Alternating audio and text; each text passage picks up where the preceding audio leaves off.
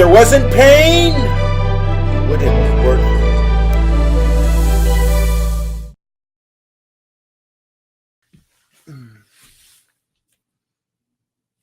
Hey guys. Welcome to day 33 of the journey to greatness. Pretty cool, actually. We've had quite a few views on our actual page.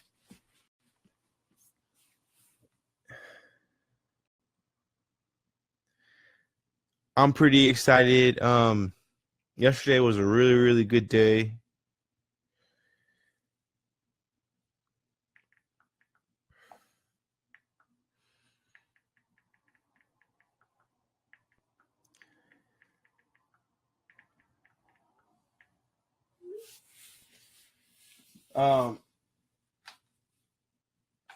You have to celebrate the small wins, right? So yesterday I reorganized my whole office, was inspired by my neighbor actually, and it feels like a new car. Then it kind of what it made me realize actually was to change your surroundings, whether it's um you know whether it's just rearranging your room, obviously cleaning your car, maybe getting new mats, whatever it is. It's always good to like rejuvenate your surroundings and refresh your surroundings around you, by doing things like that. So feels good, but nonetheless, I can't wait to work out today. Let's go. It's leg day today too. I'm on a regimen where I want to do 2 leg days 2 times, 2 times a week rather than one. So, can't have no chicken legs and have some big old ham hock shoulders. So anyway.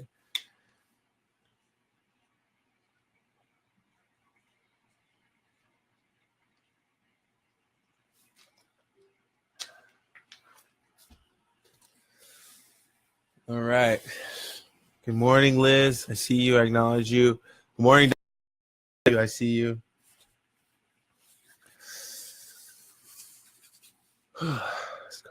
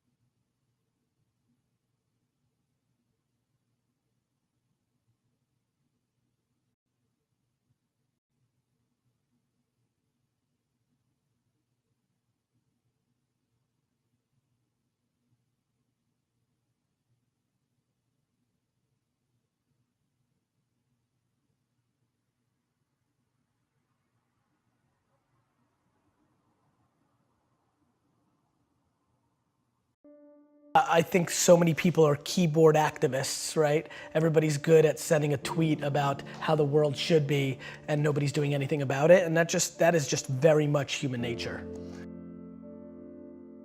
We've gotten soft as a culture. Yes. You know, I mean, of course we've gotten soft as a culture in the US because the US has had an incredible 200-year run. Right? Like this is just what happens. You know, so as a culture, you know, I can't speak for, you know, people that live in the Amazon River, and I can't speak for, you know, people that still live in Belarus, but the American culture is soft, and that's a great thing. That means there's been enormous amounts of prosperity, but let's not be naive. I mean, people literally complain when somebody gives them the wrong amount of like extra cream in a Starbucks $6 coffee.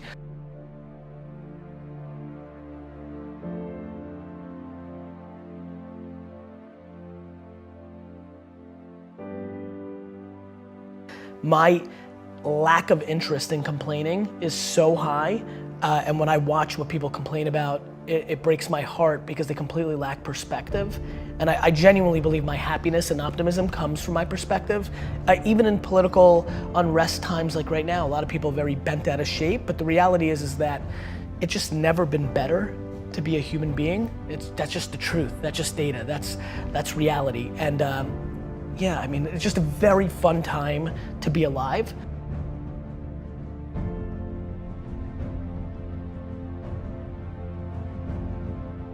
And I think the way people look at the world right now, because it's such an incredible time, is actually the quickest tell to who they are. If you think it sucks or it's bad, you have losing pessimistic DNA. And if you think it's awesome and phenomenal, you have optimistic winning DNA, and I believe that to be true. And so, that's where we're at. We're beating ourselves up.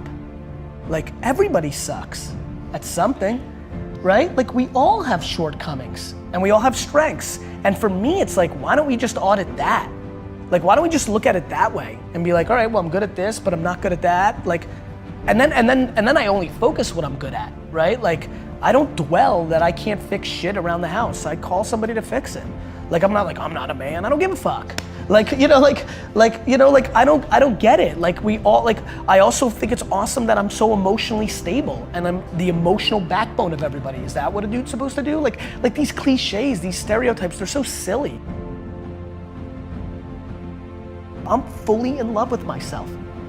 But I'm also fully in love with everybody else too, right? It's not like it goes both ways. Like, I tell people to buy into me, that work for me, it's because I buy into them first. Like, I don't need anybody to gain trust with me. It's there. Like, I believe that the human race is so grossly underrated. We are good. Of course we have some bad. There's fucking 7 billion of us. But like, when you look at our net score, it's bonkers shit. Like, do you know how much damage we could be doing to each other on an hourly basis and we don't? Like, we're still here. Like, we won. We're the alpha being and we've figured out how to stay together. This is insane when you think about it. And yet everybody wants to dwell on like somebody said something mean. If you want to be an anomaly, you have to act like one. Like, people want all these special things to happen, but then they're acting like everybody else. And that gets into the Saturdays in your 20s, like, or just like taking risks or things of that nature. Like, if there's anything they take away, it's like, look, like, you're gonna only be so pretty, you're only gonna be so smart, like, there's things that are gonna be natural, and then there's things that you can actually control. I do believe, and I don't know if I'm right or wrong, I don't, but I do believe that work ethic is a taught behavior. It's something you do have more control over. And you know what really sealed the deal for me? Getting healthier. I was 38 years old and it didn't come natural to me. Like, it didn't come natural to me at all. I hate the gym. I hate it now. I hate it, I don't like it, I don't want to do it. But I knew it was important. And somewhere around midway through being 38 years old, I got serious, I figured out my system, I made the financial commitment, and I've won, right? And I'll never lose again because the system was I needed to be accountable to another human being. So it was about Mike and now Jordan and whoever else is my trainer. I'm doing it almost weirdly more to not let them down. I feel like there's a shift that can make people work harder. The big one that I push is you're gonna die. Like if you're like to me, life is broken down into complaining and not. So if you're not complaining, well then I have no advice for you. I'm pumped. Like you did it. Like I have friends who make $42,000 a year, work 9 to 4, kind of, with an hour and a half lunch and 45 minutes of YouTube and 10 minutes of bullshitting and an hour of complete waste of time in a meeting. So they're kind of working like 6, hours a week, right? But they're pumped. And they text me, these are high school friends, and they'll text me like how happy they are to be the coach of their kids' baseball team. And like that's amazing. Like that seems very obvious to me. Like that's right. You know what's super weird? I'm actually weirdly envious. It sounds cool, like in theory, right? Grass is always greener, right? Like far less pressure, like all that time with my kids, oof, that would be cool. Like there's just like all these things that I can justify. So to me, but I have friends who have $100 million in the bank because of Facebook's IPO, who complain, who are still hungry, who want to do even more, who will complain to me because they know I work a lot about no work-life balance and they don't get to spend enough time with their family. And I'm like, you have $100 million. Like you could stay home, like you're in control. Like don't complain about it. You've made that choice. Don't bullshit me. Like you want to spend more time with your family? Spend more time with your family. I'm trying to be very careful about what I'm saying versus what I'm doing, because that's how you get exposed. And I don't mean like people calling you out and being like, you suck. I mean to yourself. I don't want to be exposed by myself. It's looking yourself in the mirror and saying like, am I doing this right? So to me, there's so many people that are talking shit about how big of an entrepreneur they're gonna be and how much they're gonna achieve, and they don't work on weekends. I worked every Saturday of my 20s. And I talk to 20-year-old entrepreneurs every single day. Lately, I've been saying to them, this Saturday, you're gonna have more time off than I've had in my entire 20s on a Saturday. So before you tell me how you're gonna be bigger than me, start thinking about what you're actually doing.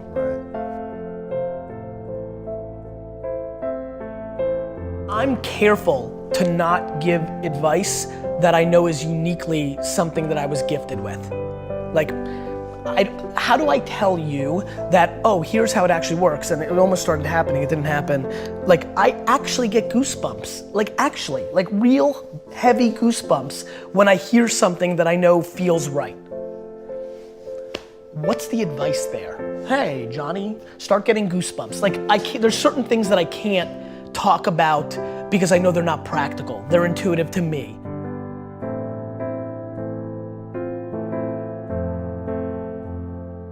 I plan to instill kindness into my kids. I plan on instilling perspective into my kids. I plan in instilling just being a good human being. I plan on making sure they don't use their parents' wealth and micro fame and leverage to impose on any other person. I'm petrified of that. If my kids try to punk their friends on my shit, I'm gonna beat the fuck out of them. That's just loser DNA. You didn't do that. Right? I'm not obsessed with tactics. I'm obsessed with religion. So I have a lot of wealthy friends at this point who think it's smart for them to sit first class, but the kids in coach. It's a tactic. They send their kids to Africa to build a school for a week. It's a tactic. It's like my friends that love the environment. The number 2 sector in the world that is hurting the environment is the fashion industry. When you run the math of what's doing bad to the earth, it's the number 2 industry behind gas. I don't even want to say it because I'm not sure if it's gas and oil. The number 2 industry, this I know for a fact, is the fashion industry. So all my fancy friends who love the environment, are they willing to give up their fucking Louis bags? Let's see, right? So I think people talk shit. So you let them sit coach and you went first class, but you went to, Hawaii and ate at all the best you can't pick and choose. To me, it's binary. So I don't want to be a hypocrite. So my big thing is look, you need to be kind. Mean is just non-negotiable in our family, right? And then you just need to not be full of shit. If you wanna look at daddy's mountain and you wanna say what I did to my dad's, and that was a big mountain for an immigrant, like wow, dad did it, right? If you wanna say I'm gonna climb that and I'm gonna climb bigger, awesome. Like I'm pumped. I'm weirdly not cheering for you because I'm just a weirdly competitive dude. This is actually something I'm not proud of. I'm comfortable saying this and I believe this is a flaw, but I don't want my kids to beat me. I don't. Like I hate saying it. I know this is where I get in trouble. People will take one little clip from one video interview and they're like, you're bad. It's just my truth. I don't want to bullshit you guys. Like I'm that competitive.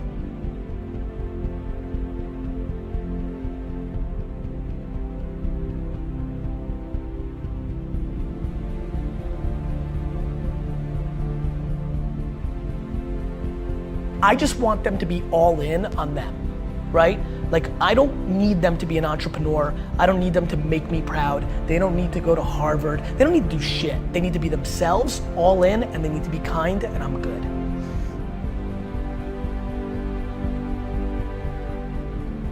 Like everybody thinks their stuff is so good. Like every day, Gary, my Instagram's so on fire, it's so awesome. Why is nobody, like, why am I not gaining followers? Because it's not awesome. We all think our stuff is the best, and like, I get that. But yeah, that would be my advice, only because that also is liberating. To me, everything's about breathing, right? Like to me, everything is about like, take full ownership for everything, and then everything gets easy, because then you're in control. And then learn how to love to lose. I think that's how entrepreneurship, that's how life is. We all have losses. And so I like losses. I love adversity. I like the climb. I like the chip on my shoulder. I like when people are like, oh, I knew it, he's not that good. That is like I'm even weirdly scared as I continue to ascend and I'm getting popular and what do you say, the marketing leading, like people start putting these words in front of my name, I'm like, am I gonna sabotage myself to like recorrect this? Like I like adversity. So yeah, all on me. You know, I enjoy losses. Now all of a sudden, like what? You become completely invincible. I feel invincible. I really genuinely, outside of the health of myself and 20 people, feel 100% invincible as a person. I know what my intent is. I want to do good at nobody else's expense. I'm far from perfect, we all are. And so just easy, it feels very light to live life. I'm just in a good mood. Them home, and I think modern day parents and most parents do not do that. I think they focus on dumb shit like grades because they are insecure and they want to put the bumper sticker that their kid went to, you know, Stanford. Like it's real fucked up when you really think about what's actually happening. So much of it is misery loves company or people reflecting of what's inside of them.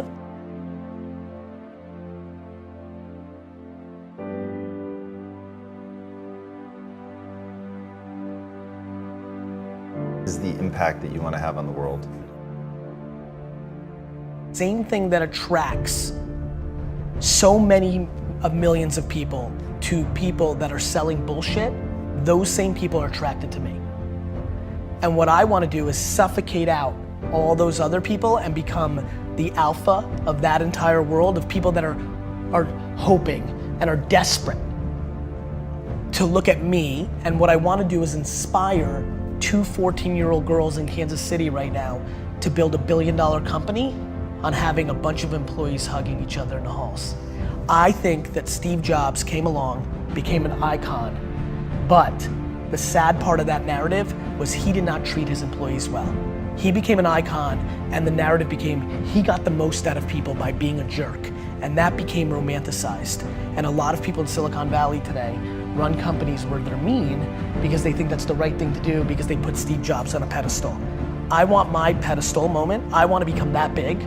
And what I want to come from that is that kids that aren't even born today think that they can build a $5 billion company and be a great guy or a great gal.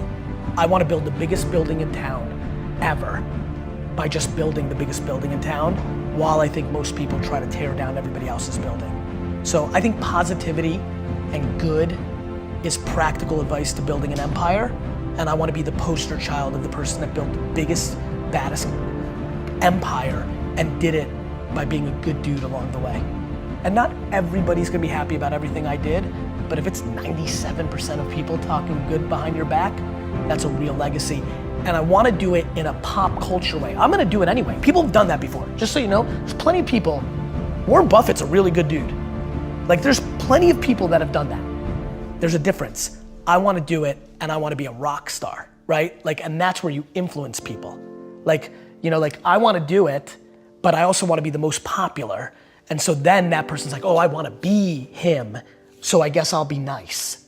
Like I want to literally take people who have DNA that's kind of nice and make them more nice because they think that's how I became big. So I basically want to trick the business world into becoming kinder.